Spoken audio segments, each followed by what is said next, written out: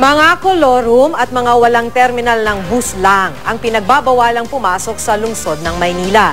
Ito ang nilinaw ni Manila Mayor Joseph Estrada kasunod ng sinabi ng LTFRB na iligal ang ipinatutupad na bus ban dahil hindi raw ito dumaan sa tamang konsultasyon.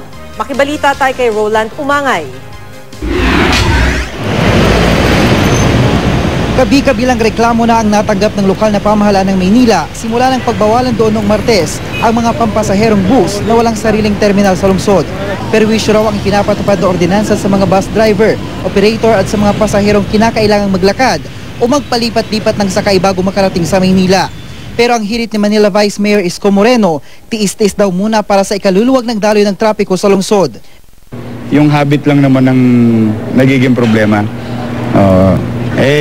Masarap naman din medyo pinagpapawisan ng konti pag naglalakad ng konti. Pero ang ordinansang ito, illegal ayon sa Land Transportation Franchising and Regulatory Board. Hindi raw kasi dumaan sa tamang konsultasyon ng ordinansa bago ito ipinatupad. Sana ho i-regulate na lang instead of banning the city buses to enter. Paglilinaw naman ni Manila Mayor Joseph Estrada, wala kami illegal na ginagawa. Yung kesa, nire-regulate namin. Pag walang terminal doon, bawat sila mag-parking, ginagawa lang terminal. Hindi namin binaban yung mga may prangkesang legal. Yung gusto ko malaman ninyo na sinasabi binaban. Hindi namin binaban. Ang binaban namin yung mga kolorum. Ang dami-daming kolorum. And it's very clear under RA 7160, which is the local government code of the country. Local government code, no? Na isinasaad doon yung police power ng syudad to regulate our roads, avenues, bangketas. Tila nakahanap naman ng kakampi ang mga opisyal ng Maynila sa Metro Manila Development Authority. Nakatulong din nakabawas. Tingnan natin.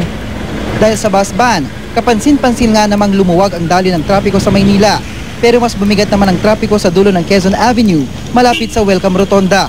Kaya ang solusyon ni Quezon City Mayor Herbert Bautista, ang plano is to pakananin sila sa Mayon Street, tapos kanan ulit, papunta sila ng Araneta Avenue, tapos kanan ng Araneta, kaliwa ngayon ng Quezon Boulevard. Kanya-kanya na ring hanap ng alternatibong masasakyan gaya ng LRT ang mga pasaherong apektado ng bus ban. Pero ayon sa pamuna ng LRT, bago pa man ipatupad ang ordinansa, lumampas na raw sa maximum capacity ang mga sumasakay ng tren. Kaya baka hindi raw nila kakayaning serbisyohan lahat ngayon.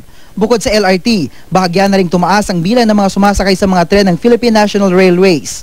Kasunod naman ng bus ban sa Maynila, wala na rin daw atrasan ang pagbabawal sa EDSA ng mga provincial bus na nagmumula ng Cavite at Batangas simula August 6. Papayagan na lang sila hanggang sa Southwest Terminal sa Parañaque.